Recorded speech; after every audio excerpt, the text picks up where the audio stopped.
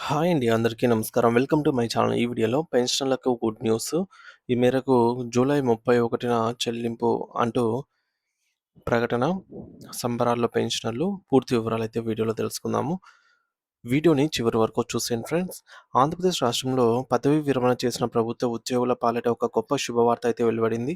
సుదీర్ఘకాలంగా తమ కష్టార్జితం కోసం పెండింగ్‌లో ఉన్నటువంటి బకాయిల కోసం ఎదురుచూస్తున్న వేలాది మంది రిటైర్డ్ ఉద్యోగులకు ఈ వార్త ఎంతో ఊరటనిస్తుంది.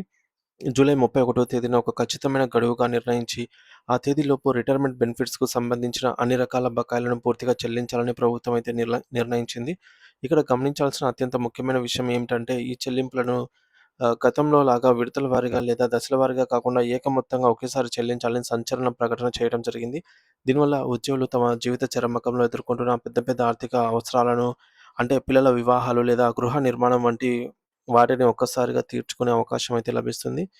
మరి ప్రభుత్వం అధికారికంగా ఒక ప్రకటన చేస్తూ 2025వ సంవత్సరం వరకు ఉన్నటువంటి కమ్యుటేషన్ మరియు జీపీఎఫ్ నిధులను 100% చెల్లించామని పేర్కొంటున్నప్పటికీ వాస్తవ పరిస్థితి కొంత భిన్నంగా ఉంది.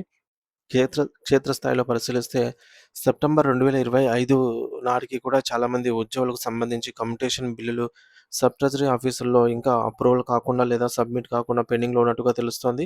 అంటే ప్రభుత్వ రికార్డులో నిధులు విడుదలైనట్టు కనిపిస్తూ ఉన్న సాంకేతిక కారణాల వల్లనో లేదా అధికారుల జాప్యం వల్లనో ఇంకా వేలాది మంది పెన్షనర్ల చేతికి ఆ డబ్బులు అనేది అందలేదు.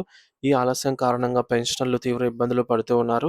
తమ సొంత డబ్బు ప్రభుత్వం దగ్గర ఉండిపోయిన అత్యవసరాల కోసం బయట వ్యక్తుల దగ్గర లేదా బ్యాంకుల దగ్గర భారీ వడ్డీలకు అప్పులు తెచ్చుకోవాల్సి వస్తుంది.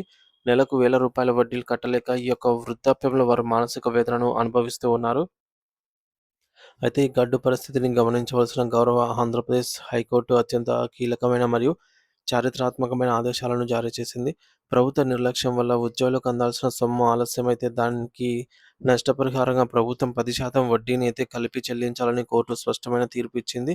ఇది కేవలం ఒక ఆదేశం మాత్రమే కాదు, ఉద్యోగుల హక్కులకు లభించిన పెద్ద విజయం. సో, ప్రభుత్వం తన బాధ్యతను సకాలంలో నిర్వర్తించకపోతే దానికి మూల్యం చెల్లించుకోవాల్సిందే అని న్యాయస్థానం కుండబద్దలు కొట్టింది. ఈ పరిణామాల నేపథ్యంలో ఉద్యోగుల సమస్యల పరిష్కారానికి ముఖ్యమంత్రి గారు సానుకూల చర్యలు తీసుకోవడం పట్ల వివిధ ఉద్యోగ సంఘాల నాయకులు మరియు పెన్షనర్లు హర్షం వ్యక్తం చేస్తూ ముఖ్యమంత్రి గారికి ప్రత్యేకంగా కృతజ్ఞతలు తెలియజేశారు. ఇకపై వ్యవస్థలో జవాబుదారీతనాన్ని పెంచేందుకు ప్రభుత్వం ఒక విప్లవాత్మకమైన కొత్త నిబంధనను అమల్లోకి తెచ్చింది.